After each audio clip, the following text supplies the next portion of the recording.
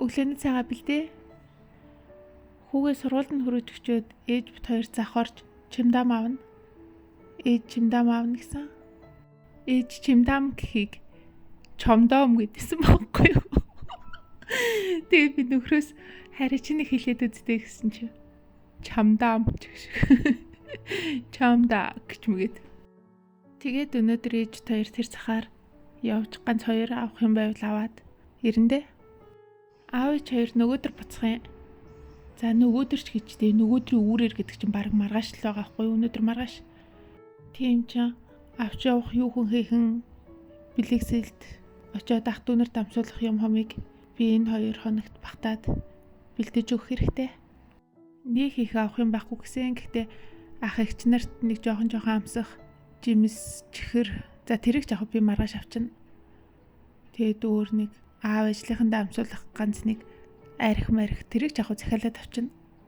Тэгээд өнөөдөр цахаас нэг дүүнерт бол багсаг өмд самц ч юм аваад тэгээд юу н баг болно гэсэн. Өнөөдөр инээдтэй юм болсон. Ингэсэн өчигдөр орой аав нэг жоохон амсаад одоо хадам аав маань 70 гарч яваа хүн байхгүй юу? Тэгэд хаа нэгтээ бахан хүртчихдээ. Тэгэд угаасаа югдүүлээ 40 хүрээд дөнгөж амс 50 хүрээд 50 амс 60 хүрээд жаргаж хүрт гэд тий. Одоо тэгээ 70 гарсан хүнд чинь хувьдаач хувьсгалдаач гингүүхэн хаа нэгтээ хүртчдэг хүнд бид нэр одоо дэмжиж авч өгöd ахын чашин гэхдээ зүгээр нэг хориглохгүй ч юм уу эсвэл ээжнийх юм хилдэггүй юм.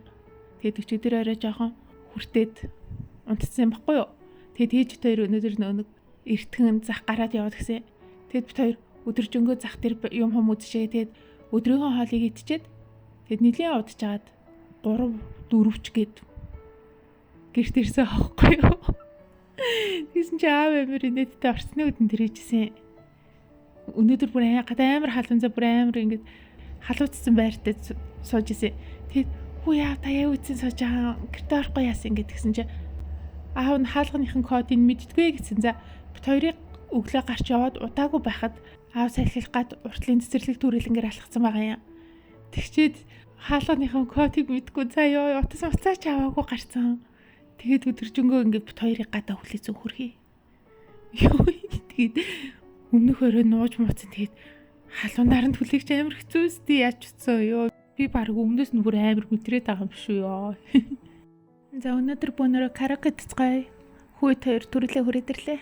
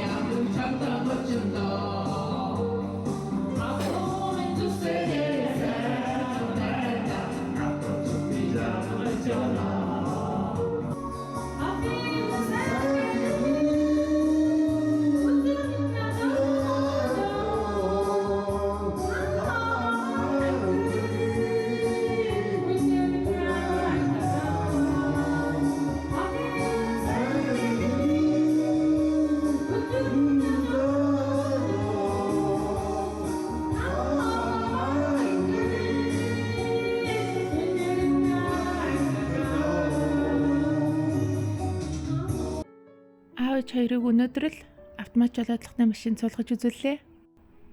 Гоё санагдсан баха. Уг нь би нөхөрт дээрээс хойш хэлээдсэн аавч хоёрыг нэг суулгаягээд.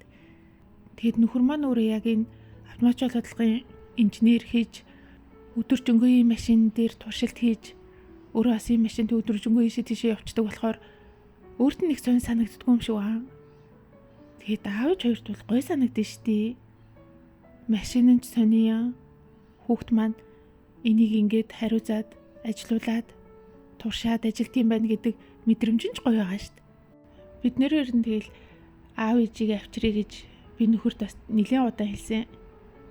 Тэгээд эрэгтэй хүүхд чинь бас сони юм билээ шүү дээ. Одоо мэдгүй би өөрөө эрэгтэй хүүхдтэй.